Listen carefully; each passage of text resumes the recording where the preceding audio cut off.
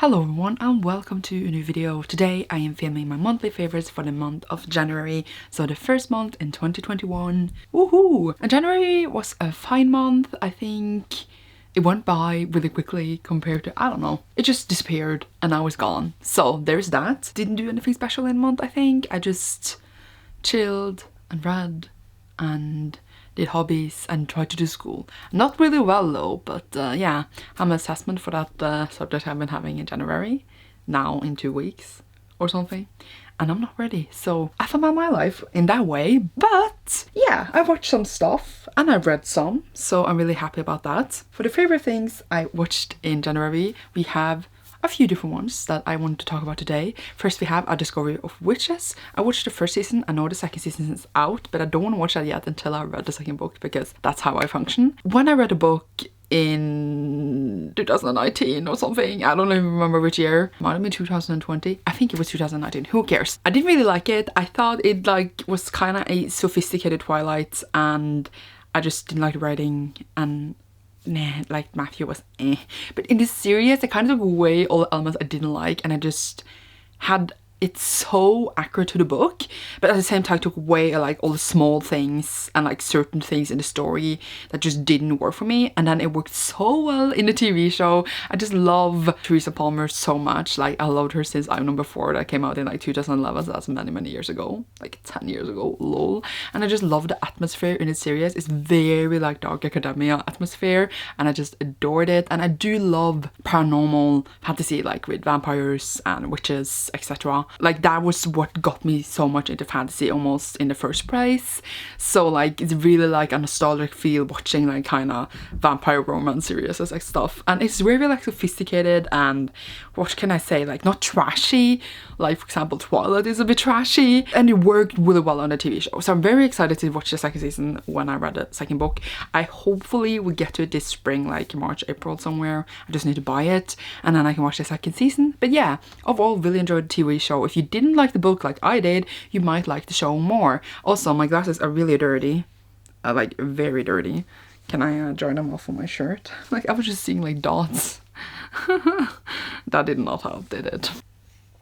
Oh my god, they're so dirty. Wait, I love that I'm just like taking a break in my whole video so I can clean my glasses, because it was so annoying. So yeah, how are you? Hope you're doing fine, and I hope January was a good month for you. I hope. Okay, it's a bit better. Still kind of shitty. Then I also watched Julie and the Phantoms, which was so cozy and cute. So it's like kind of a children's show, but it wasn't like cheesy or shitty or anything like that. I don't know how to describe it. It's like a show that could easily be too much drama, too much shadiness, but it was just so perfect. It balanced everything so well. Like I cried in the end. So it follows Julie, who lost her mom, and after her mom passed away she cannot find music again, and then, or like play or sing or anything, and then this ghost band shows up, and then when she plays with them, people can see the ghost band, and then they start playing music together.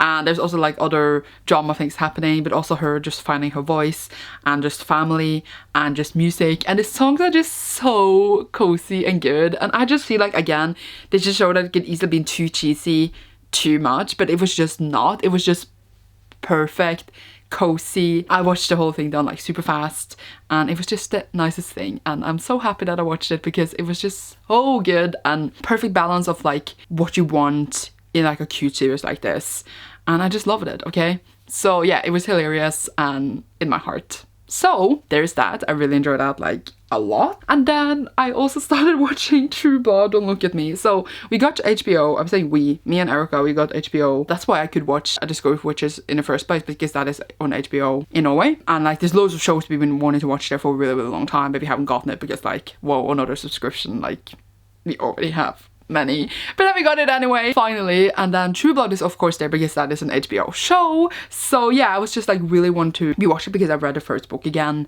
now in January. We're in the middle of season 2 right now, and it's just so fun. That is a kind of bit trashy.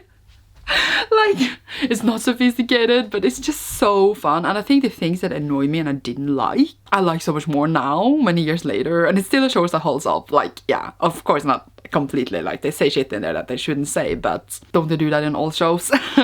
But yeah, it's just so much fun rewatching it, and I appreciate so many more elements more now. And now that I'm a bit older, like when I watched it, I don't know, it came out in 2008, right? And I don't know if I watched it like at once, but like when I watched it, I was quite younger, and I got really scared from certain aspects in the show, like some gore and blood and stuff. But now I just don't feel anything, so that's much nicer. But yeah, those are the 3 things, the new things that I watched and I really enjoyed. I recommend them all in different ways.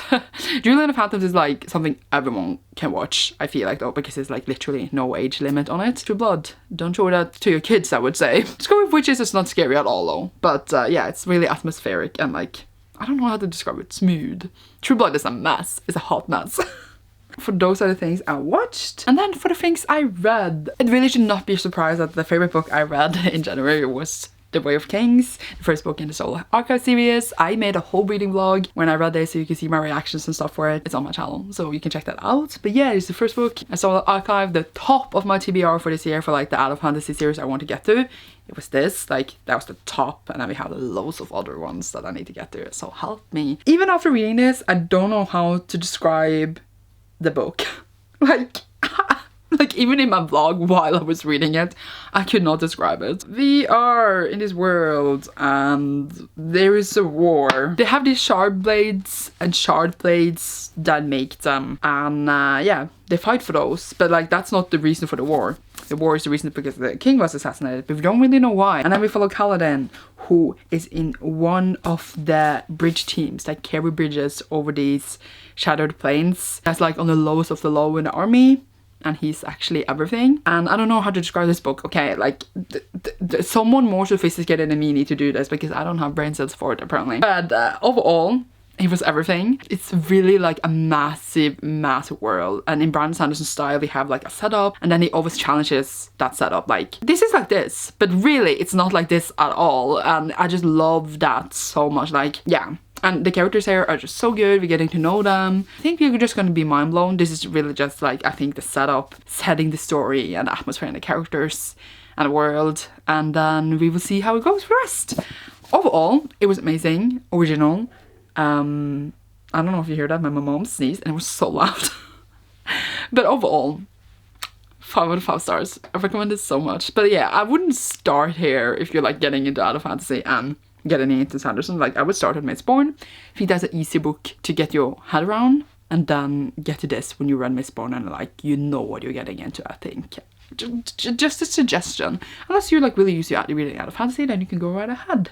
But yay, it was everything, and I'm happy that I read it. I just really want to continue because I think it will be even better than like this. This was super good, but I also feel like it will be even better, so I'm not ready. I actually gave several things for the month 5 stars, but like I won't talk about one more thing because I feel like that is my faves, like Way of Kings and Volume 2, Volume 8. I finally finished this manga series who follows Yu and Nanami, who kind of get a thing, but like they agree not to love each other, but then, you know, life happens and they do this play and then it's student council, and it's really like down to earth, lifey. And this one ends up, the series is only volume 8, so like it's only 8 volumes. It's a short manga series, I really recommend it, and it's just so cute. I cried almost in this. It was just so perfect ending after like reading through with these girls, and like I kind of been reading it for years, so like I feel like I've been on this ride for a really long time, and it was just the most precious thing to wrap up this story, and just seeing this ending, like it was perfect. I gave it 5 out of 5 stars because I just feel like it couldn't have ended in a better way, and it just made me very emotional. So yeah, if you want some happy sapphic love, then you have this, and I just appreciate this so much. So yay. I think those were like my faves that I want to talk about, or else I would just like talk about every single book I read, joking, halfway. So that was it. I feel like there's not much more to say about January. Like, I feel like there should be more, but I don't know. Like, nothing else happened. Nothing else is fun in my life. You will see me soon in a new video. Thank you so much for watching, and leave a pink flower emoji down below if you enjoyed this and came to the end. And yeah, goodbye.